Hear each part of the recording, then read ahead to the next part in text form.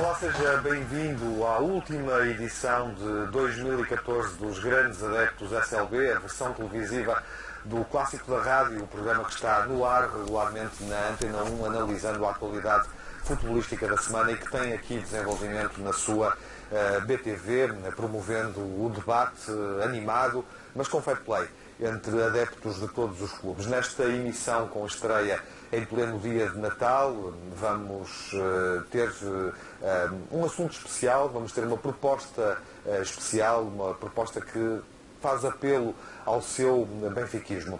Vamos receber os autores de uma edição Prime Books recente, neste final de ano, a edição Plantel Glorioso, que faz uma compilação dos 26 jogadores mais marcantes da história do Benfica, de 110 anos de futebol, elegendo também os 3 melhores treinadores de mais de um século de história do Sport Lisboa e Benfica. É uma edição em formato especial onde vamos, obviamente, passar pela atualidade da semana. O Benfica, com 2 jogos realizados frente às equipas do Minho e sortes diferentes, perdeu no Estádio da Luz contra o Sporting de Braga, o que teve consequências, foi eliminado da Taça de Portugal, ganhou ao Gil Vicente, último classificado, por 1-0, também no Estádio da Luz, o que tem consequências. O Benfica termina o ano no primeiro lugar com a vantagem confortável de 6 pontos. O que se segue é a Taça da Liga na próxima semana, mas o Benfica vai entrar no ano novo, vai entrar no próximo ano competitivo, em 2015, na próxima fase da competição, em menos uma prova, ou seja, já não está na Taça de Portugal, e esse é também um tópico para esta edição.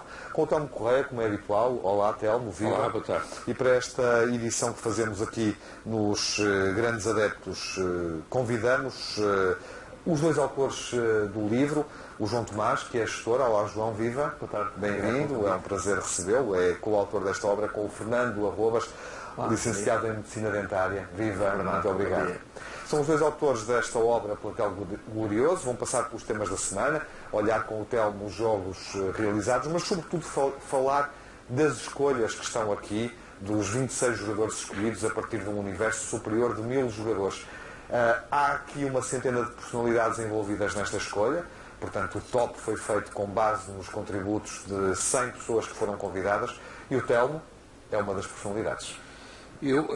Enfim, personalidade é forçado, Tiago. Eu sou um dos benfiquistas, um dos 100 benfiquistas. Enfim, penso que o critério, obviamente, são benfiquistas por uma razão ou por outra, que têm notoriedade.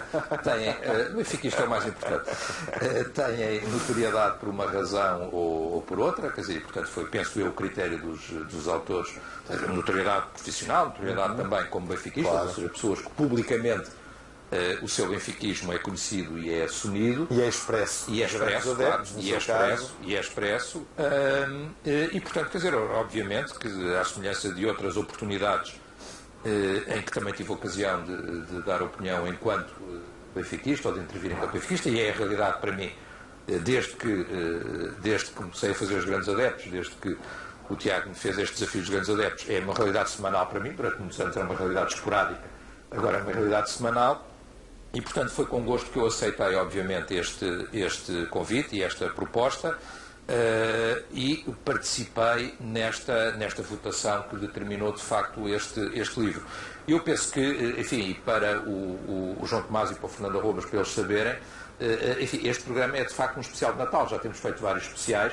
Fizemos aqui um especial também, de facto, com o António Simões, quando o António Simões, por exemplo, lançou o seu livro. O ano passado, portanto, temos feito vários especiais. Fizemos aqui também há 2 anos um especial com o Fernando Santos, para celebrar na altura selecionador grego, mas fazendo um bocado o balanço do mundo.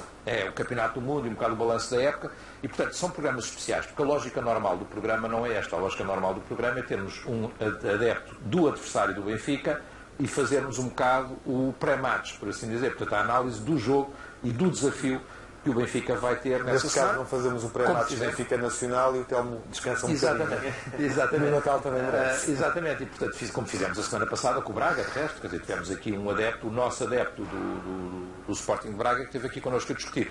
Mas faz todo sentido, quer dizer, neste momento, porque a ideia é fazermos um bocadinho de balanço, fazermos um bocadinho E com este ambiente do Natal é um ambiente também de troca de presentes, de troca de lembranças e, portanto, eu acho que este, para além do mais, e apesar de já estarmos no dia de Natal, é um ótimo presente, é uma ótima lembrança nesta altura das festas e, portanto, faz todo sentido um bocadinho esta lógica de balanço, não é? E nós chegamos aqui e o livro esgotou, correto? Está escutado em algumas lojas, não escutou completamente. Já quer dizer que foi muito oferecido neste Natal, João. Sim, penso que sim. A editora teve que lançar uma segunda edição e, à partida, nenhum de nós esperava isso. Beneficiou de grande mediatismo, também porque o Jorge Jesus foi eleito, o próprio Luizão. Portanto, como temos estas figuras do presente, é natural que a comunicação social vá atrás. Eu vi. Os jornais desportivos todos deram destaque precisamente a... Os jornais, as televisões... E ao debate, é o Jesus, não é o Jesus, porque é que não está o Mortimer ou o Hagen? Exatamente. Eu vi esse pleno. E nós até nós enquanto autores, fomos criticados porque, por algumas pessoas que não concordam com a presença do Jorge Jesus nesse plantel. Sim. E nós fomos criticados, só que as pessoas nem perceberam num momento imediato que tinha sido uma votação de 100 benfiquistas. Uma escolha de 100 pessoas e, portanto, o top era criado em função dessas participações. Não valorizaram a votação. Como é que foi feita essa vossa seleção final? Antes de mais nada, obrigado pelo convite para estar aqui neste especial de Natal. Nós começámos Vamos começar pelo seguinte. Supostamente, com a camisola do Benfica, segundo os nossos números, já atuaram 1.109 jogadores, segundo os nossos números, até novembro de 2014. É claro que esta seleção de 26 jogadores é sempre injusta num clube desta dimensão. Não é? Depois, por estarmos agora na entrada do 111º aniversário, nós optámos por fazer uma pré-seleção de 99 jogadores e 12 treinadores, o que dá um total de 111 personalidades para serem selecionadas. Depois chegámos a 100 benfiquistas. O objetivo era escolhê-los de diversas faixas etárias e diversas atividades. Abarcar o século. Exatamente. O mais tão heterogéneo e tão democrático como o Benfica. Exatamente. E propositadamente até algumas escolhas que têm uma visão sobre a história do clube aprofundada. Claro. Não quero referir aqui alguns nomes para não esquecer alguns, mas vários autores de livros do Benfica, como o Carlos Perdigão, João Loureiro, João Malheiro. Tem uma noção do tempo histórico. Exatamente. E depois, a partir daí... protagonistas exatamente. E depois escolher, o objetivo era escolher-se por posição aqueles foram os jogadores que mais marcaram cada um. As pessoas faziam a lista para a posição? Nós enviávamos um questionário, não é? E eu vou dar um exemplo. Para guarda-redes era suposto escolher 3 atletas. Exato. Para avançados era suposto escolher 4 atletas. Para extremos direitos, 2. Para defesas centrais, 4. Não havia ranking. Era indiferente a nomeação. Essa pré-seleção está feita... Nós olhámos para a história... Em termos globais do Benfica, tentámos perceber quais eram os jogadores mais influentes em cada posição. Mais influentes, mais utilizados, no caso dos avançados com maior número de golos. Títulos conquistados. Portanto, nós sugerimos esses, sem desprimor de outros, e portanto nós dámos a possibilidade às pessoas, aos estudantes, de escolher outro nome. E aconteceu, por exemplo, estávamos a falar dos guarda-redes. Nós sugerimos guarda-redes desde o tempo do Chiquinho, que foi o grande guarda-redes nos anos 20, e que é um guarda-redes que nas crónicas dizia, as pessoas ficavam espantadas porque ele saía só aos pés dos jogadores, e estamos a falar numa altura em que as botas de futebol eram do material, eram muito pesadas, era muito perigoso para os jogadores. Aliás, o estádio do Gil Vicente, o estádio do Gil Vicente, o nome é precisamente de um jogador que levou um pontapé na cabeça e faleceu. E, portanto, era muito perigoso. E esse guarda-redes começou a sair aos pés dos avançados. E, portanto, foi um guarda-redes que chegou a ser considerado o melhor jogador do Campeonato Nacional. Portanto, é um nome que os benfiquistas praticamente desconhecem, que foi o Francisco Vieira, também conhecido por Chiquinho. E, portanto, nós, desde o Chiquinho até o mais recente, qual é o mais recente? Era o Silvinho, talvez. O Kim. Foi o Kim mais recente que nós conhecemos. Mas houve pessoas, por exemplo, que votaram no Oblak ou noutros guarda-redes que nós não incluímos na lista. E depois chegámos aos eleitos, que foram o Bento, o Prodome e o Costa Pereira. Já vamos olhar com um pormenor para por acaso não os 3 nos guarda-redes, a minha votação não foi essa. E vamos perceber, também não foi minha. E vamos perceber também que propostas é que o Telmo fez que não estão refletidas aqui e quais é que estão. Temos essa oportunidade, obviamente, tendo em conta que o Telmo contribuiu para o livro, para a obra plantel glorioso e para a seleção do Benfica, que no fundo está aqui nesta edição. Passemos primeiro pela atualidade e reentramos no livro mais à frente ou eventualmente na segunda parte, consoante a eficácia com que gerirem os temas da semana, que passam muito obviamente pelos jogos que o Benfica realizou com duas equipas do Minho, ambos em casa e com resultados diferentes. Há uma consequência, o Benfica deixa de estar na taça, concentra-se na taça da Liga e sobretudo na Liga Portuguesa. Isso para o Telmo já percebemos, ouvindo na rádio ao longo da semana as emissões que fizemos, não é forçosamente uma desvantagem, mas obviamente retira competitividade ao Benfica. Se calhar pior do que os objetivos desportivos que restam nesta época, e porque o Telmo salvaguarda sempre que o grande objetivo é o bicampeonato e isso está protegido, está salvaguardado, se calhar nesta dupla jornada, pior do que isso, acabou por ser a exibição que o Benfica fez e aquilo que mostrou sem determinados jogadores influentes, ausentes, Luizão, por exemplo, Eliseu, claro, mas esses vão regressar, Sálvio faz falta e Enzo Pérez pode ser uma preocupação se sair, não é, Telmo?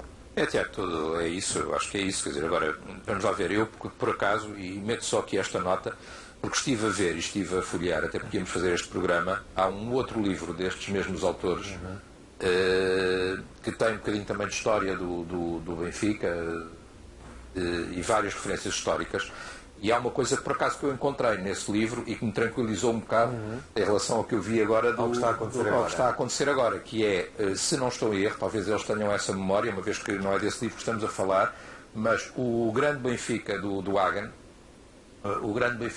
aquele que é campeão sem derrotas, não é? Tem precisamente uma eliminação na Taça de Portugal numa fase muito inicial da competição e é eliminado na segunda ronda da então Taça dos Campeões Europeus pelo campeão inglês, que é o Sheffield. E eu, quando vi isso, estava precisamente a pensar ontem à noite, no fim do dia, que vinhamos aqui hoje fazer esta conversa, tínhamos esta conversa marcada, folhei o livro e disse, não, é tranquilizador, quer dizer, portanto é possível, isso só demonstra que é possível. E há mais exemplos, mas esse por acaso bateu-me logo nos olhos, quer dizer, porque chamou-me a atenção, é um momento histórico do Benfica, como é evidente, é um dos maiores equipas do Benfica, um dos maiores sucessos do Benfica, uma equipa raríssima no Campeonato Nacional e é campeã sem derrotas, tem, se não estou em erro, um empate com o Futebol Clube do Porto. E com o Belenenses na última jornada. E com o Belenenses na última jornada, portanto tem 2 empates ao longo de todo o percurso, mas curiosamente essa equipa também saiu cedo nesse ano, seja da Taça de Portugal, seja da Taça dos Campeões Europeus, onde saiu à segunda ronda. Portanto, por aí não é um drama, por assim dizer. Mas é evidente que eu acho que o Benfica, e indo diretamente à sua pergunta, eu acho que o Benfica acusou algum cansaço.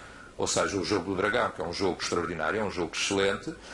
O jogo com o Braga, há algum cansaço, e na minha opinião o Benfica deixou-se surpreender pela segunda vez, que também não é normal. Não é normal repetir. Repetiu-se o jogo Da Pedreira, quer dizer, com o Benfica a marcar primeiro, com o Braga a dar a volta. O segundo gol do Braga, estávamos aqui ainda antes de ligarem as câmaras a conversar, na minha opinião é muito consentido, quer dizer, como é que um jogador faz o campo inteiro, o Pardo faz o campo inteiro para fazer aquele gol.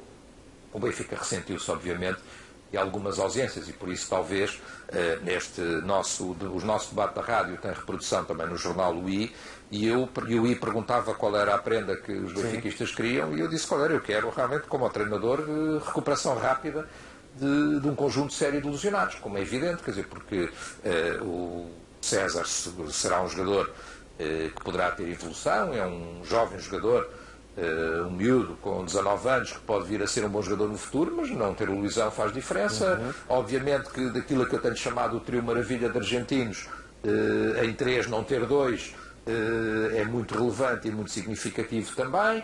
Quer dizer, portanto, o Benfica ressentiu-se de algum cansaço, de algum desgaste e das unidades que foi perdendo. Esperemos que esta paragem permite alguma dessa recuperação. Há recuperações que parecem demoradas. Parecem demoradas algumas, alguma preocupação, como é evidente, nós que adeptos preocupamos também, alguma preocupação com o Salvo, preocupação com o Luizão, mas por outro lado, quer dizer, estamos à espera do Feitas já há algum tempo, do Ruben Amorim. Mas esses estarão, e o Enzo poderá não estar. Enfim, estamos a especular, obviamente, mas... Tiago, aí a única resposta a isso, e vou ser muito breve e muito direto, a única resposta a isso é confiança no trabalho do treinador, eu não vejo outra hipótese, quer dizer, o ano passado também os nossos adversários e o segundo clube português, que nós sabemos que é o antigo Benfica, mas não está a ver um substituto direto, depois não um intérprete. Não, mas fez uma gritaria enorme, porque sem Matites o Benfica ia acabar, e o Matites de facto na altura era a pedra mais influente da equipa, e o Benfica ganhou tudo o que havia para ganhar. Portanto, esperemos que sejam encontradas. Obviamente, se isso se vier a verificar, eu só quero acreditar quando o vir em Valência ou noutro sítio qualquer, mas se isso se vier a verificar, obviamente esperamos que o treinador encontre uma solução, encontre um modelo que permita continuar sem o Enzo. Mas também benfiquistas, e a mim faz-me alguma impressão. Também benfiquistas. Porque eu acho que já deveria haver um capital de confiança acumulado que nos permitiria olhar... Estou de acordo e tenho dito. João, isso tinha a ver com a questão que eu vos ia lançar, chamando-vos à reflexão sobre a semana e os jogos, os temas principais da semana. É, no fundo, também fazer aqui um bocadinho a transição, e é isso que os adeptos, não só do Benfica, também dos outros clubes rivais vão olhando e vão comentando. É o facto do Benfica estar em menos competições, ter terminado o ano claramente a revelar subrendimento ou com opções que não estiveram tão bem como as opções principais, opções secundárias, jogadores que foram chamados nestes dois desafios. E o Benfica parte para o novo ano neste quadro e apenas em 2 competições. Isso pode gerar justamente um efeito negativo na bancada, algum desagrado dos adeptos. Qual é o vosso sentimento nas conversas que vão tendo? Qual é a opinião que formam? Muito honestamente, eu acho que no Benfica gerar efeitos negativos é fácil. Há uma cultura de exigência que é bastante acentuada e acho que também há uma ideia de um Benfica épico que quase que pelo emblema que está na camisola os obriga a ganhar por decreto. Eu não entendo o Benfica assim. Eu acho que o Benfica não é grande por ter ganho, é grande não é só por ter ganho. É grande porque sempre fez muito por ganhar e depois ganhou. E as pessoas às vezes parece que se esquecem deste lado da equação, que este é um clube que cresceu do esforço de muita gente, já houve muito trabalho. Portanto, não foi só apenas para ganhar, não saiu por acaso. Ganhar não é tudo. Competir bem também. Só que depois há aqui o reverso da medalha nisto que eu estou aqui a dizer, que é nós podemos avaliar o trabalho das pessoas olhando para o trabalho que se faz, mesmo que às vezes os resultados fiquem aquém do esperado, como aconteceu em 2012, 2013. E que eu acho que aí o Presidente, e na altura, parecendo que estava bastante sozinho, foi muito feliz. Eu próprio, na altura, também duvidava se o Jorge Jesus deveria continuar. Eu sou insuspeito, porque tinha voz presente aqui na Antena 1 e tal, e defendi sempre a continuidade. Podia ter errado, mas por acaso. Eu tinha muitas dúvidas. Tinha muitas dúvidas, porque vi o Benfica a perder as competições e naquela altura de angústia pelas derrotas. Estavas a dizer, e é verdade, os benfiquistas muitas vezes interiorizam o negativo também. A quantidade de amigos meus benfiquistas em quem eu chamei a atenção que ainda bem que o Júlio César tem um problema nas costas. Porque a exibição que ele faz no Dragão, comparada até com a exibição do guarda-redes do Porto, é absolutamente decisiva. Mas muitos benfiquistas, quando desapareceram aquelas notícias, que ele estava ilusionado, que era um problema crónico e tal, comprámos um guarda-redes que não vai jogar. Não, está a jogar e está a jogar bem. Não é? Portanto, tu tens razão quando dizes muitos benfiquistas interiorizam as coisas negativas. E onde é que eu queria chegar com isto? É que depois chegamos aqui a uma altura da época, é uma época em que começou, em que toda a gente dizia, e houve toda a gente na comunicação social, e houve muitos benfiquistas que foram atrás desse discurso, que o plantel do Benfica tinha debilidades, o do Porto é extraordinário e o do Sporting muito equilibrado. E agora olhamos para a classificação e percebemos que não é bem assim. E é muito injusto comparar as prestações europeias, porque os grupos na Liga dos Campeões eram completamente diferentes. Apesar de nós termos do pote 1, temos o grupo mais difícil, o que é azar. Claro, nós tínhamos o grupo que, apesar de tudo, tínhamos a obrigação de ter feito melhor. Isso é verdade. Mas não tínhamos, como eu costumo dizer, e tenho dito muitas vezes ao Miguel Guedes nos debates que nós fazemos na Antena 1, nós não tínhamos um grupo de peras doces. Como tinha o Porto. Eu considero a nossa prestação europeia um fracasso. Mas é um fracasso porquê? Porque nós vimos de 5 anos consecutivos de boas prestações europeias, 2 finais europeias, umas meias finais, quartos de final da Liga dos Campeões, e portanto é um fracasso pela responsabilidade histórica e recente. Não era a pior equipa do grupo, indiscutivelmente. Ganhou a primeira, como disse o Jesus. Diga-nos de sua justiça. Passa aos desafios que se colocam e esta realidade. O que o João estava a apontar é muito interessante, esta questão da epopeia benfiquista ter ganhado sempre, aliás, como o saudoso Artur Semedo dizia, o Benfica nunca perde, às vezes não ganha, não é? É porque nós na nossa história temos também mais derrotas do que aquilo que pensamos, não é? E às vezes a epopeia torna-se perigosa. Nós, por exemplo, pelo Sporting Clube de Braga, já fomos eliminados Esta foi a 6ª vez que nós fomos eliminados pelo Sporting Clube de Braga. Uma vez na Liga Europa e outras 4 na Taça de Portugal. Portanto, isto não é uma única vez. Isto até vou dar um exemplo só. De 1966, o ano em que Bela Gutmann voltou a ser treinador do Benfica, nós perdemos 4-1 na primeira mão de uma eliminatória da Taça de Portugal com o Sporting Clube de Braga. Quer dizer, numa altura boa do Benfica. Os anos 60, não é? Estamos a falar dos anos 60. Nos anos 60 o Benfica vai a 5 finais da Taça dos Campeões Europeus em 10 anos. Num ano em que não fomos campeões. Num ano em que não fomos campeões e que foi o primeiro ano de há muitos nessa altura que não ganhámos nada nessa década. É bem observado esse confronto, até porque esse confronto é positivo para o futebol português e o Braga parece estar num bom ano. E muitas vezes os adeptos do futebol não têm tendência para valorizar isso, a competência do adversário. E o Braga parece estar outra vez num ano conseguido, ou a ter condições para fazer uma época. Claro, eu acho que é importante esta competitividade no futebol nacional, isso é importante. Mas eu até vou pegar num exemplo mais recente, propositadamente, que era o que eu ia fazer, que é em 1990, 91, quando voltámos a ser campeões, agora para relembrar até os 2 golos do César Brito, à semelhança dos 2 golos do Lima. Quase ninguém se lembra, mas o Benfica foi eliminado na primeira eliminatória da Taça UEFA. O treinador era o Eriksen, isto ninguém se lembra também, acabámos de ser campeões nesse ano, com os 2 golos do César Brito lá no estádio da Santas, embora depois ainda, na altura, na 38 jornada, essa foi a 34ª, se não me engano, ainda houve algumas, ainda havia dúvidas se íamos ganhar o campeonato ou não, porque na jornada seguinte empatámos com o Sporting, e de facto a história, e já remetendo um bocadinho para o livro, às vezes tem que ser avaliada mais à distância, não é?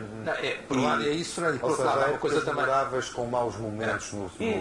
Tiago, isto que o Fernando está a dizer é muito interessante por isto que é, por um lado a história tem que ser avaliada com alguma distância, por outro lado as coisas no momento, e sobretudo quando é que o Benfica ganha uma dimensão que parece que é o fim do mundo. Claro, que não é. E nós, os benfiquistas, olhamos muito para o nosso umbigo. Portanto, os outros nunca ganham com mérito, é sempre de mérito nosso. E nós que lá temos sempre mérito e nem aceitamos uma interpretação contrária. E tanto daí, agora pegando na sua pergunta inicial, eu também vejo com algumas reservas o Enzo sair. Quer dizer, eu refiro-me ao Enzo como o meu melhor jogador do mundo. Eu sou um grande admirador do Enzo Pérez. E se ele sair, acho que nós poderemos ter problemas. A nossa eliminação das competições europeias, quase toda a gente referiu que seria bom por causa da gestão do plantel, e a equipa não estaria cansada. Eu, além do plano desportivo e do plano financeiro, que é prejudicial ao Benfica, eu também acrescentaria também o plano motivacional, porque é um forte argumento para dizer aos jogadores que vamos lutar pela competição europeia. E esse argumento neste momento não existe. Essa foi a parte em que eu dei razão. Ele fala como adepto do Porto nessas circunstâncias também, como é evidente. Mas eu aí dou alguma razão a Vilas Boas. E por isso é que eu acho que sair da taça também não é forçosamente bom. Porque a equipa ter mais pressão competitiva é bom para manter os níveis de concentração. Parece, não é? Mas há uma tendência também para desvalorizarmos um pouco a Taça da Liga. A Taça da Liga, nas meias finais, quase em todas as edições, há um confronto entre 2 grandes. Sim. Eu acho que é uma competição bastante competitiva. Para além de ter a vantagem de poder rodar outros jogadores na fase de grupos, as meias finais são sempre um jogo muito importante. Estar só campeonato e só ficar de campeonato também não é bom do ponto de vista competitivo. Quer dizer, é essa a ideia. Quero avançar para o livro, para termos algum tempo de passarmos pelas escolhas posicionais todas. Vou começar pelos treinadores antes de chegarmos ao intervalo, até porque tem a ver com a atualidade. Está lá Jorge Jesus, com Bela Gutmann e com o Eriksen. Telmo, faz sentido? Enfim, eu só posso falar da minha escolha, não é? Quer dizer, eu acho que o resultado final do livro do João e do Fernando, o resultado final é Eriksen, Bela Gutmann, Jorge Jesus. Enfim, quando fiz a minha escolha, quando eles me pediram para fazer, eu mandei a minha votação, por assim dizer, não sabia nada qual era o resultado final, nem como é que iam votar os outros, como é evidente. Mas só tenho uma diferença de ordem, que é, eu tenho Bela Gutmann, Eriksen e Jorge Jesus. Portanto, na parte mais polémica, que é o Jorge Jesus, eu tenho. E tenho na posição que ele ocupa na votação final, que é em terceiro. Porquê é que eu tenho o Bela Gutmann primeiro? Porque eu acho que, enfim, nós entramos aqui no Cosme Damião, escolhido este ano como o melhor museu português, não é o melhor museu de desporto, mas o melhor museu português, e é evidente que a sala de honra, a sala das salas de honra, é dos campeonatos nacionais, é das taças de Portugal, mas é a sala que tem os 2 títulos de campeão europeu e as 2 réplicas de campeão europeu. Portanto, um treinador que tem 2 títulos de campeão europeu, que tem ele próprio uma estátua aqui na entrada da Porta 18, se não estou em erro, com as 2 taças de campeão europeu na mão, quer dizer, o Bela Gutmann tem troféus que mais nenhum tem. Depois, eu acho que, e estávamos a falar disso também, quer nós queiramos, quer não, as nossas escolhas são um bocadinho marcadas e por isso eles fizeram bem em ter um leque de personalidades variado de atividades, de ramos de atividade, uns ligados ao desporto, uns ligados ao desporto, outros ligados a outros ramos de atividade, uns mais velhos, uns mais novos. Dão, de facto, há sempre uma ligação daquilo que é a nossa ligação histórica e afetiva ao próprio Benfica. E a minha ligação histórica e afetiva faz-se muito em 3 momentos, quer eu queira, quer não. Ou seja, no meu Benfica de criança, fundação, de calções, portanto, Eusébio, Luna, enfim, eu já não vejo o Bela Gutmann, mas tenho a memória do Bela Gutmann como treinador, que foi quando eu nasci, mas depois o Eriksson. Depois, aquele regresso de um grande Benfica com o Eriksson, quer dizer, volta a finais europeias, vim aqui com os meus colegas na altura da faculdade ver a final com o Anderlecht. Portanto, quer dizer, um grande Benfica. Claro, e depois, reconhecer na atualidade que o Benfica volta a ser um grande português, volta, na minha opinião, quebra ou está a quebrar aquilo que foi a hegemonia de outro clube. A hegemonia, como eu costumo dizer com alguma ironia, foi fruto, como nós sabemos, de muita coisa, e houve muito fruto envolvido nessa hegemonia, mas existiu. O Benfica quebra essa hegemonia, volta a finais europeias e tem um treinador que de facto estava a ter recordes. E, portanto, isto explica a minha escolha. Ouviram queixas, críticas, comentários menos agradáveis por causa de... Eu vou começar por fazer uma menção ao livro... Por causa do facto de Jorge Jesus estar lá, não é? Referiram isso. Eu vou começar por dizer o seguinte, este não é um livro de história, é um livro de mística, não é? Porque é impossível comparar-se atletas diferentes que jogaram em posições, em esquemas táticos diferentes e em tempos em que o futebol era diferente. É impossível de imaginar... Fernando, já lá ia... Podia estar no MMA, podia estar já no Marco. É isso, a propósito disso que eu vou dizer. Por acaso é engraçado que as nossas 3 escolhas foram diferentes em relação aos treinadores. Eu votei no Bela Gutmann, no Otto Glória e no Jorge Jesus. O Bela Gutmann por causa das taças dos campeões europeus, o Otto Glória porque fez a revolução profissionalizante do Benfica profissional, que prepara o Benfica para depois chegar àquela altura. E depois, eu acho que entre Eriksson e Jorge Jesus há muitas parecenças. Eu acabei por fazer a escolha por Jorge Jesus, porque neste momento o Eriksson ainda tem mais do campeonato, mas eu acho que o Jorge Jesus, por manifesto azar e alguma inexperiência, perdeu em 2012, 2013, mas vai recuperar este ano e vai igualar o Eriksson em número de campeonatos. João? A minha escolha também foi diferente, eu votei no Bela Gutmann. Não havia uma ordenação na votação, mas se eu tivesse que os ordenar, eu votaria em primeiro lugar no Bela Gutmann. Mas eu votei pensando que estava ordenado. Ok. Mas eu vou ordenar a minha seleção. Foi Bela Gutmann, Eriksson e Otto Glória. O que não significa... Eu acho que... foi... Não, foi o Jorge Jesus, o Otto Glória. Mas eu acho que às vezes parece que há assim um certo... talvez um certo manicaísmo que é... se uma pessoa vota neste é porque não gosta do outro. Isso não faz qualquer sentido. Eu sou um apreciador do trabalho do Jorge Jesus. Se fosse eu a decidir, independentemente do Benfica ser campeão ou não, eu renovaria já contrato com ele. Mas considero que na história do Benfica, portanto, eu escolheria à frente do Jorge Jesus, eu escolheria sempre o Bela Gutmann e o Eriksson. E optei pelo Otto Glória porque o Otto Glória teve muita importância no sucesso dos anos 60, com a revolução toda. O construtor do Benfica. Exatamente, lançou as bases todas do Benfica dos anos 60. E daí eu ter votado nele. Se calhar daqui a 10 anos, vamos aqui pensar num cenário em que o Benfica, de facto, recupera a hegemonia do futebol português, como eu considero que estamos a dar passos que indiciam que possamos recuperar, e voltamos a finais europeias. Portanto, o Jorge Jesus é a pessoa que foi o timoneiro desse caminho. Ganha esse lugar. Mesmo depois já não seja treinador, foi sempre ele que lançou as bases. Portanto, aí depois já haverá uma outra avaliação. Vamos encerrar este primeiro capítulo. E quem treina? Rapidamente. Temos 3 treinadores. Quem treina? Para mim, o Bela Gutmann. Atualmente o Jesus. Não. Quem é o treinador do século? Quem é o treinador deste século? Não, eu ordenei Bela Gutmann, Sven Goran Eriksson e Jorge Jesus. Agora, o meu critério do Jesus é um critério de atualidade. Sim, e eu acho que na atualidade, neste futebol moderno e não sei o quê, o Jesus é o treinador mais adequado. E é o treinador evidente. Eu acho que o Bela Gutmann tinha uma característica muito positiva, que era a mentalidade que incutia aos jogadores. O Otto Glória, de facto, a capacidade de profissionalizar o clube. E o Jorge Jesus, a inovação tática. E a capacidade de projeção dos jogadores. Eu acho que a saída do Enzo Pérez só pode ser resolvida pelo Jorge Jesus. E eu tenho a certeza que vai ser resolvida. E o Jesus tem uma coisa em comum com o Eriksen, que é um futebol de espetáculo, um futebol de ataque, um futebol ofensivo, que foi que nos maravilhou na altura do Eriksen. Eu acho que o grande exemplo da qualidade do Jorge Jesus é aquilo que ele fez, por exemplo, do Melgarejo. O Melgarejo ter se tornado um defesa esquerdo daquela qualidade, depois ter vindo de avançado do extremo esquerdo do Passos Ferreira, eu acho que é extraordinário e, portanto, eu confio imenso na capacidade de inovação. Bom, o final é este: Bela Gutmann, Jorge Jesus e Eriksen.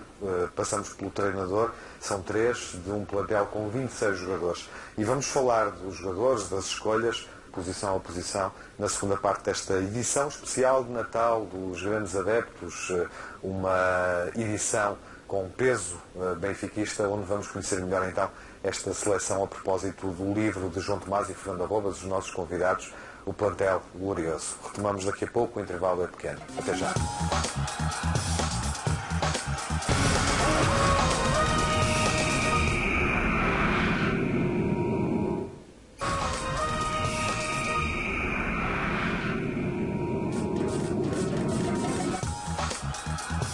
Seja bem-vindo à segunda parte dos Grandes Adeptos SLB. Com o espírito natalício estamos a comentar o livro Plantel Glorioso de João Tomás, Fernando Arrobas, os nossos convidados, com o Telmo Correia, para esta edição natalícia, uma edição benfiquista, onde, no fundo, olhando para os nomes que aqui estão, 3 treinadores, já falamos na primeira parte, e 26 jogadores, temos, em boa verdade, uma possível seleção benfiquista, jogadores escolhidos a partir de um universo superior de 1000 atletas que jogaram no Benfica ao longo de mais de um século, e que foram escolhidos através de uma votação de 100 benfiquistas, incluindo o Telmo Correia.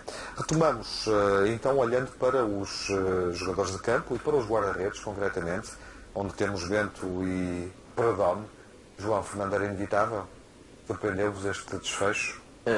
Eu acho que foi o Bento, Perdomo e Costa Pereira, por esta ordem, e de notar que o José Henrique foi, de todos os outros que não foram selecionados, foi o jogador mais votado.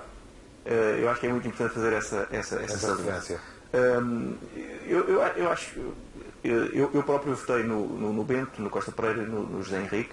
Por acaso não votei no Perdomo, embora eu acho que o Perdomo também merece uma distinção, porque ele minimizou os danos do Benfica num período muito complexo, e não é por acaso que ele tem essa votação, porque eu acho que, até nesta partida, para discutirmos as posições, eu acho que é interessante não só falar dos critérios de inclusão, mas falar dos critérios de exclusão, que levaram a que muitos jogadores, sobretudo anteriores às taças dos campeões europeus, hoje em dia não façam parte destas escolhas primordiais. Por exemplo, não há nenhum jogador da final da Taça Latina.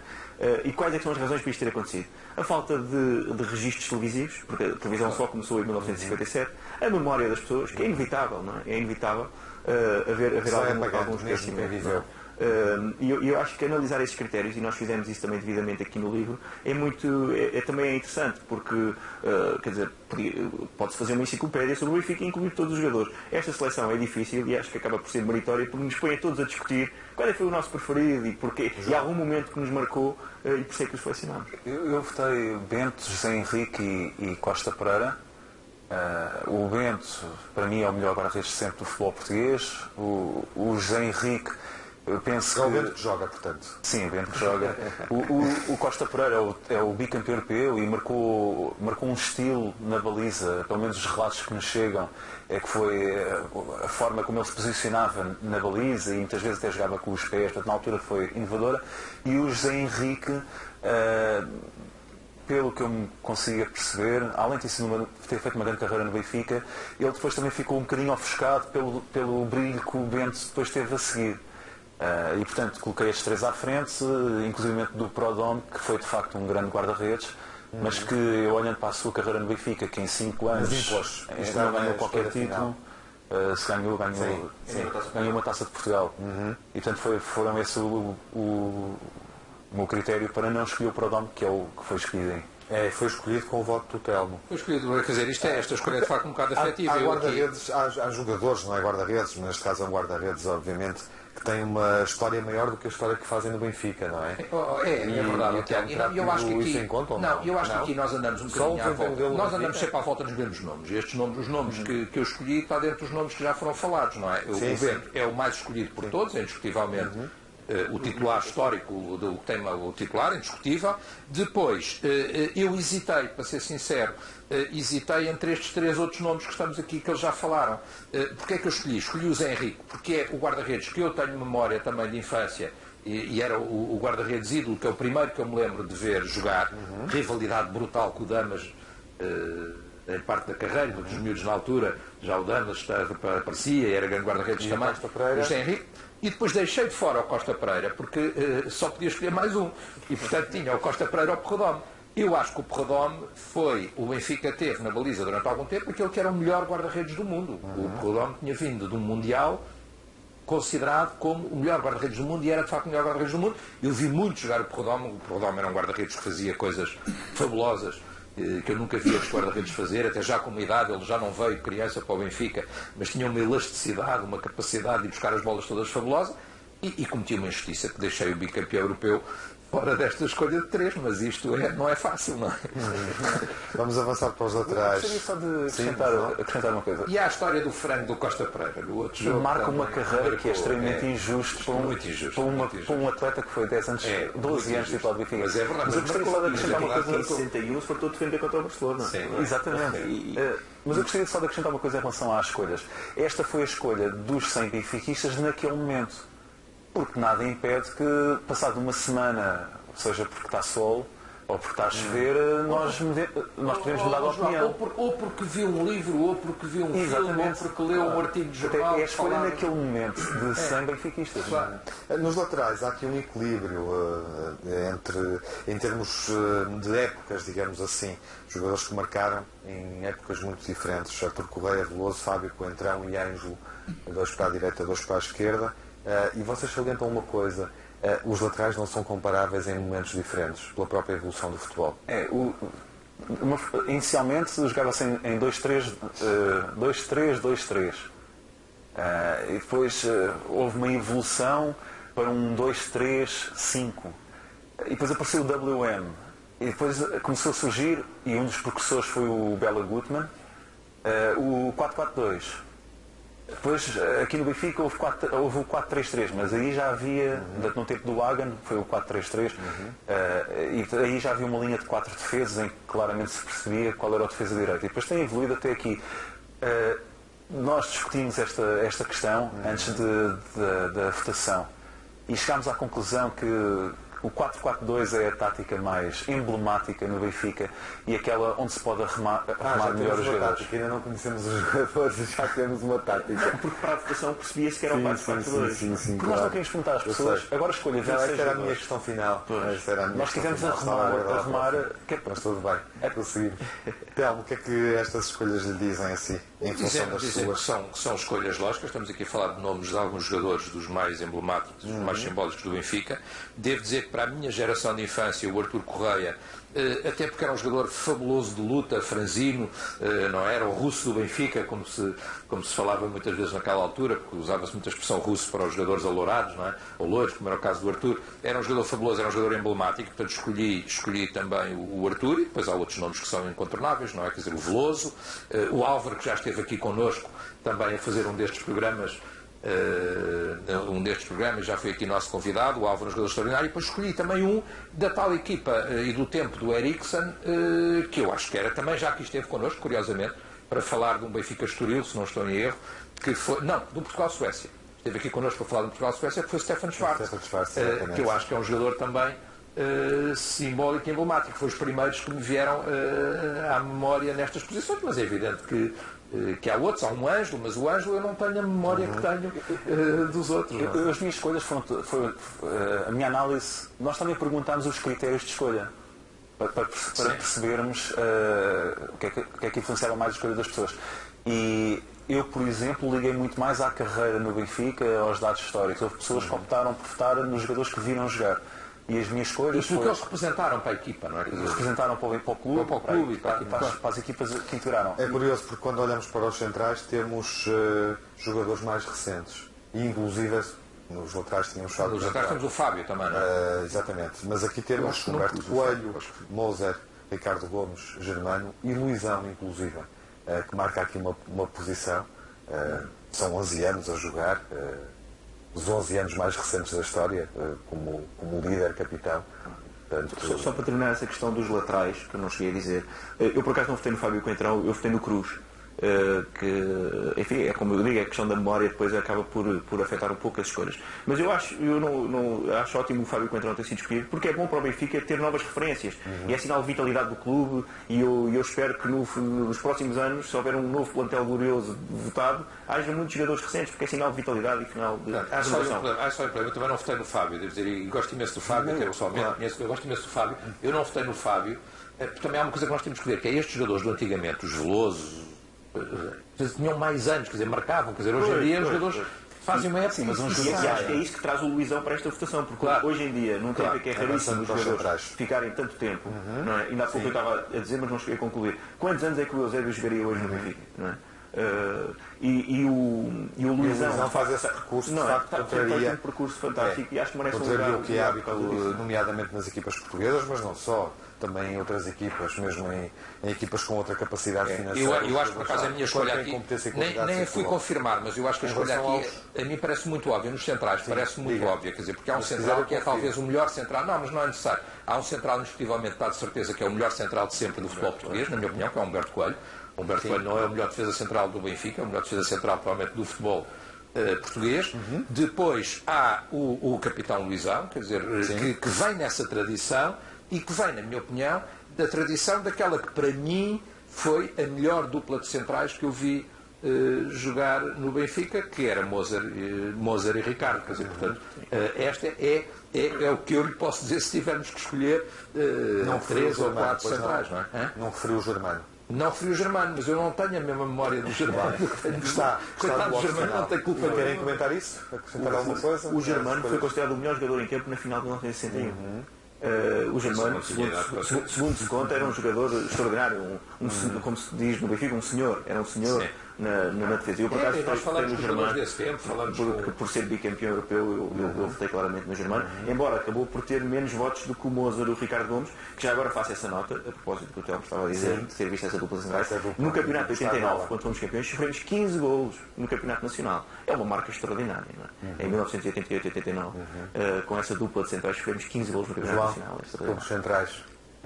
As minhas escolhas foram o Germano, o Moser, o Ricardo e o Humberto, claro, e o Luizão. Depois escolhi como nós podíamos escolher, portanto o 4-4-2 daria 23 jogadores mais 3 de qualquer posição, e eu escolhi o Luizão e escolhi precisamente por ter 11 anos de casa, por ser o líder que é.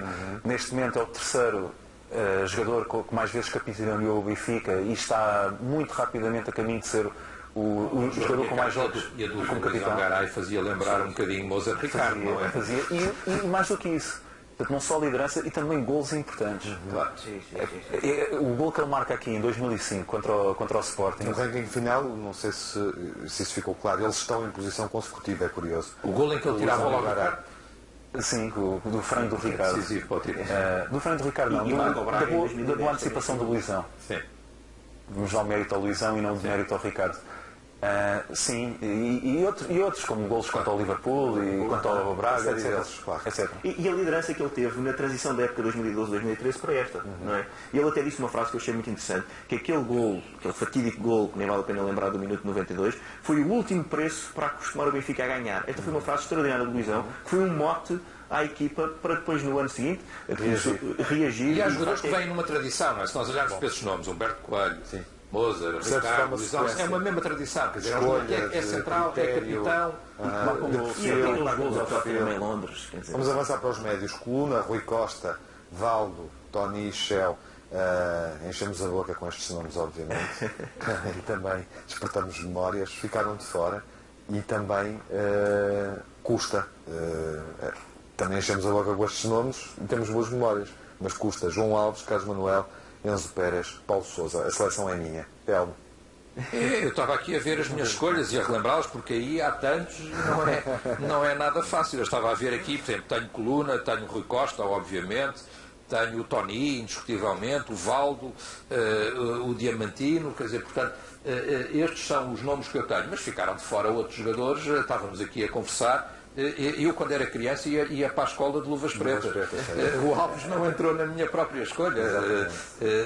É muito difícil. Mas também aqui, e pus o Aimar ainda, porque depois escolher os tais jogadores a mais que podia escolher, pus o Aimar. Porquê? Porque eu acho que há uma tradição no Benfica também, pela mesma razão que estávamos a falar nos centrais, há uma tradição de 10. E essa tradição de 10, se eu pensar, vejo um Valdo, vejo um Rui Costa e depois vejo um Pablo Aimar, ou seja, um jogador daquele nível, daquela qualidade. É evidente que o Aimar não teve a mesma importância que teve no Benfica, sei lá, ou outros médios. João, este é um meio campo justo? Eu não votei exatamente igual ao selecionado final, e eu vou aproveitar só para fazer uma referência a um jogador que não entra na votação e que ainda teve poucos votos, um bocadinho injustiçado, que é o Cavani. Porque o Cavani é talvez o jogador mais polivalente da história do Benfica. Bem visto. E na votação ele aparecia até, nós colocámos-lo a extremo esquerdo, porque foi a posição em que ele jogou contra o Barcelona. Mas no ano seguinte, ele jogou contra o Real Madrid no meio campo. E depois chegou a jogar com o Milão a defesa direita. Portanto, é difícil colocar o Cavani, não é? Portanto, o Cavani foi logo o primeiro que eu pus nos outros. João. E que acho que me sinto titular. Além do Cruz também. Portanto, José Augusto, Cruz e Cavani são os 3 jogadores que jogam as 5 finais europeias. O Cruz e o Cavani não foram eleitos. Eu votei em ambos. Há o Shell também, que eu não Estou a aproveitar para fazer esse acerto e para fazer essa... Mas eu no meio campo eu votei no Mário Coluna. Mas é bem visto, fizeram não é bem. discutível. Sim, votei no Jaime Graça, no Tony e no Francisco Ferreira. A referência ao Chico Ferreira é muito importante porque, lá está, é um jogador pré-taças dos campeões europeus. Mas o acidente que existe em Superga, o Chico Ferreira? Chico Ferreira, não é esse que jogou no CUFA? Não, o Chico Ferreira veio do João, peço Vitória Guimarães. Peço para concluir, temos que prosseguir para o extremo. Sim, mas o Chico Ferreira é de tal forma importante que a super equipa italiana do Torino, que depois infelizmente tem o desastre em Superga, eles deslocaram-se, numa altura em que era difícil de haver jogos internacionais, eles deslocaram-se propositadamente a Lisboa para uma festa de homenagem ao Chico Ferreira. O Chico Ferreira, é esse Chico Ferreira? Sim, este Chico. Falou agora quando jogámos em Turim? Exatamente. O Benfica foi lá prestar homenagem. Portanto, é um jogador que tinha uma dimensão que, se nós virmos hoje em dia, o que é que seria um Francisco Ferreira? Vamos aos extremos, confrontando as vossas escolhas com a seleção final, que passa por Chalana, a presença de Chalana, incontornável, o mais votado, José Augusto, António Simões e Diamantino, quase empatado com o Vítor Paneira. Telmo. Sim, eu acho que aí também...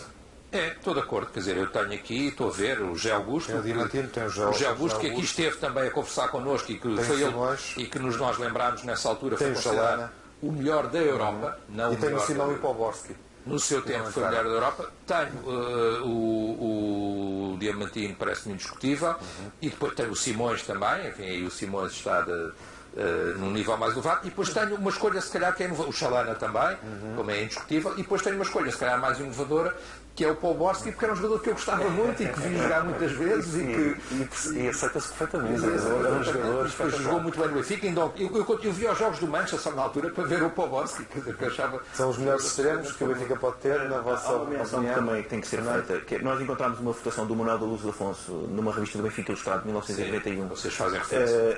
Em que ele destacava um jogador, que era o Rogério Pipi, que para ele estava... Quem se lembra de o ver? Quem lembra de o ver, aliás, ainda o recordista de gols e finais da Taça de Portugal. Pipi, porque ele também era um bocadinho a nené, não é? Sempre muito composto, pelo menos e ele acabou mais nesta votação de 100 pessoas ter apenas 24 votos. Isto tem a ver, de facto, com as questões da falta de registros e questões da memória que ainda há pouco falávamos. João? Eu votei no Guilherme Espírito Santo, outro jogador completamente esquecido, mas deixa-me só dizer uma coisa sobre o Espírito Santo. O meu sogro já faleceu, apresentou-me o Espírito Santo, que ele era amigo pessoal, que era sportinguista, não percebo o meu sogro, não o Espírito Santo, mas conhecia o Espírito Santo. E uma vez no almoço disse: olha, este homem é o Espírito Santo, tu que és doido pelo Benfica, foi um benfiquista, um jogador extraordinário, participou em várias modalidades, porque o Espírito Santo fazia atletismo, fez não sei o quê e tal. Eu também, pronto, um senhor muito simpático, o Espírito Santo, uma pessoa de uma afabilidade e de uma simplicidade enorme, eu não percebi com quem é que estava. Quer dizer, só depois, quando fui ler, é que disse: realmente isto é um dos nomes grandes a seguir aos Colunas, aos Eusébios, eu não sei, uns nomes grandes do Benfica. É extraordinário.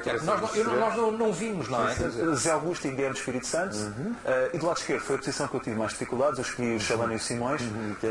E depois acrescentei mais 2 jogadores nos tais 3 de outras posições. Acrescentei o Rogério Pipi e o Cavém, porque nós na pré-seleção tínhamos o Cavém em ponta esquerda, do lado esquerdo, e portanto acrescentei o Cavém, mas o Cavém é em qualquer posição, exceto guarda-redes.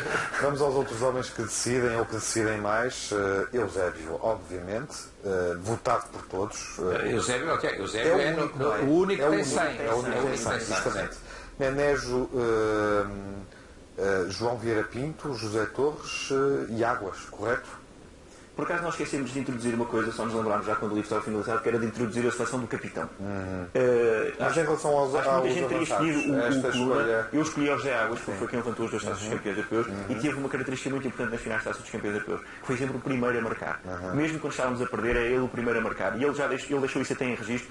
Eu era o capitão, tinha que dar o exemplo, então era sempre eu o primeiro a marcar. Exatamente. E depois outra referência também ao Arsénio, que foi outro que eu votei, que ele saiu na altura que o Autoglória... Fernando, José Águas seria o capitão, era? O meu capitão. Não colocaram essa questão? Não, era isso que eu estava a dizer, esquecemos de introduzir isso no livro. O Arsénio, só para já estamos a criar para além do livro. O Arsénio, porque ele saiu do Benfica na altura do Autoglória e foi para a CUF. E tornou-se o melhor marcador do campeonato mesmo na CUF. Portanto, imaginemos que jogador é que seria este. João, olhando para esta lista, vou só colocar mais um dado para a sua consideração. Não sei se foi o seu caso, se o voto é seu. Até Talisca entra. Eusébio tem 100, Talisca tem 1. O que é muito engraçado. Se calhar prematuro, como é. A escolha era livre. Eu, por acaso, considerei... Uma coisa que eu pensei durante o livro, se alguém não votasse no Eusébio, eu iria mandar os votos para trás. Mas pronto, mas depois não faria isso se não acontecesse. Mas eu votei também no Arsénio. E eu estou a consultar, lá está, porque a minha escolha hoje poderia ser diferente. Na altura votei no Arsénio, no Eusébio, no Zé Águas, José Torres e Nené. E olhando para os rankings dos marcadores, estão aqui 5 dos 7 melhores marcadores de sempre do Benfica. Exato. E o capitão, já agora, acompanhando o capitão Fernando, que acho que é interessante para terminarmos. O capitão... Posso dar-lhe tempo e avançar para o Telmo, justamente. Não, mas eu iria para o Coluna. O Coluna está escolhido? Sim. Bom, temos capitães diferentes, vamos ver quando é que vai o Telmo. Falando dos avançados e do seu capitão. Avançados, o que é que eu tinha aqui? O Eusébio, como toda a gente. Depois, eu cometi uma injustiça, já estou a ver, mas é inevitável, não é? Eu tenho o José Torres, lá está, quer dizer, era José Torres ou José Águas. Eu escolhi o José Torres, muito influenciado pelos anos 60, escolhi o José Torres. Depois tenho Nené, quer dizer, um jogador, enfim, foi o que foi, como avançado do Benfica. E depois, por uma razão que é também uma razão, em alguma medida, que tem um lado de afetividade e de gostar dele e de o ver jogar, o Nuno Gomes.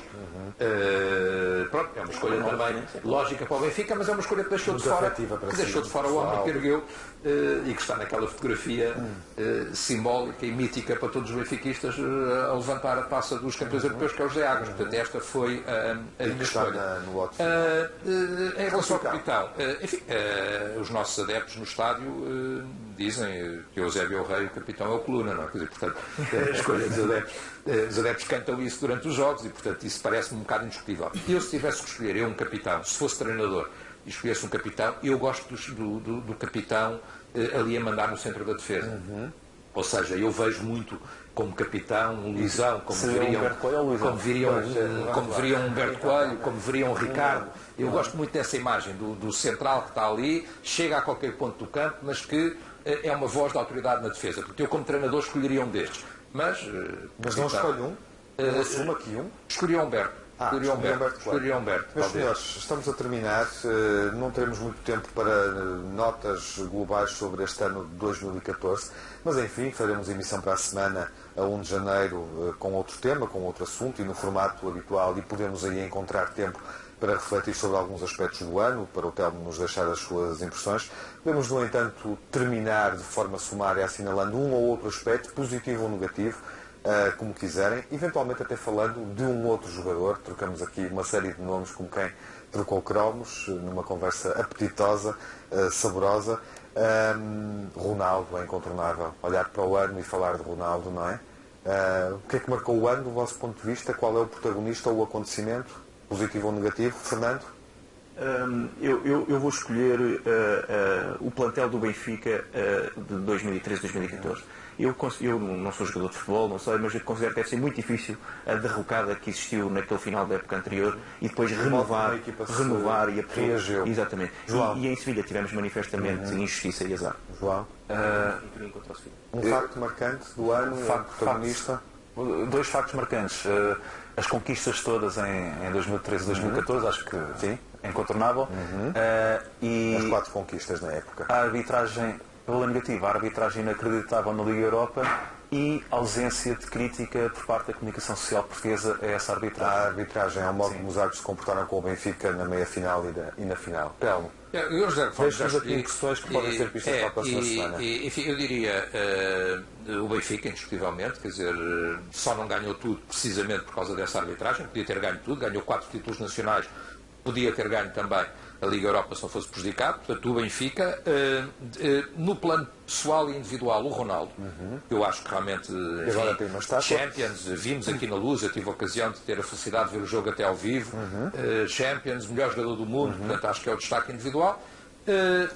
Destaque negativo, que não é bem destaque negativo, mas que é o que marcou o ano de momento de tristeza, o desaparecimento, obviamente, falámos aqui deles os dois também, o desaparecimento de Eusébio e Coluna, são os dois momentos mais tristes ao longo do ano. Na próxima emissão poderemos desenvolver alguns desses tópicos com o nosso convidado, num formato já habitual, olhando para o primeiro jogo de 2015, na jornada 15. João, Fernando, obrigado por terem vindo. Obrigado. Desejo já um bom ano. Foi um prazer fazer esta emissão especial de Natal convosco, a propósito do livro Plantel Glorioso, que quase esgotou antes deste dia de Natal. Mas, enfim, está aqui à vossa consideração. Pode ser um presente. Eu gostei da sua imagem, só agradecendo ao João e ao Fernando e dizendo que foi um gosto e conseguiremos fazer esta nossa conversa de benfiquistas, dizendo só a eles que de facto esta troca de cromos é simpática, é engraçada, isto é quase como fazer uma caderneta de toda a história do Benfica, não é fácil. Está aqui a caderneta, os 26 jogadores e os 3 treinadores. Uma caderneta pequenininha, mas uma caderneta com grande qualidade. Retomamos as edições dos Grandes Adeptos já no próximo ano aqui na sua BTV, com o Benfica Penafiel em alinhamento. Poderemos aí também olhar para alguns aspectos do ano 2015, teremos tempo, para além do jogo, de incluir outra atualidade. O debate prossegue na rádio, não há neste fim de semana Grandes Adeptos Total na Antena 1, dedicado à primeira jornada da Taça da Liga. Retomaremos na semana seguinte, antecipando a 15ª jornada da Liga Profissional de Futebol. Na rádio estaremos, no entanto, na segunda-feira, numa emissão especial, onde o Telmo Correia, com os parceiros do costume, Jaime Mourão Ferreira e Miguel Guedes, vai receber Rui Vitória. É o nosso protagonista do ano, escolhemos-lo em função do trabalho consolidado à frente do Vitória de Guimarães e vamos fazer uma conversa com ele na próxima segunda-feira, às 7 da tarde, na emissão da Antena 1. Ouvimos-nos lá e vemos-nos aqui na BTV. Continuação de boas festas. Até à próxima emissão. Sejam grandes.